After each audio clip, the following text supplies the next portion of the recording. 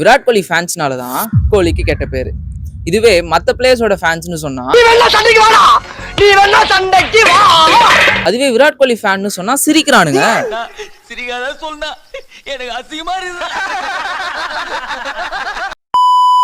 அதாவது நண்பா, இங்க அவங்களுக்கு அவங்களோட ஃபேவரட் பிளேயர் தான் கடவுள், தெய்வம் எல்லாமே. இங்க அவனோட ஃபேவரட் பிளேயரை பெரிய ஆள்னு காட்டுறதுக்காக ஆப்போசிட்ல இருக்க செலிபிரிட்டிஸ், கிரிக்கெட் பிளேயர்ஸ்லாம் அடிக்கிறாங்க கமெண்ட் செக்ஷன்ல.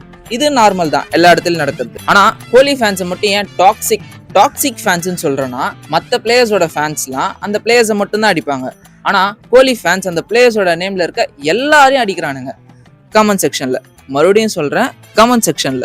இப்போ நடந்து முடிஞ்ச IPL 2025ல GTக்கும் RCBக்கும் ஒரு மேட்ச் நடந்தது. அதுல விராட் கோலி விக்கெட்டை ஹர்ஷத் கான்ன்ற ஒரு போலர் எடுத்ததுக்காக அவரோட இன்ஸ்டாகிராம் பேஜ்ல போய் திட்டுறதே தப்பு.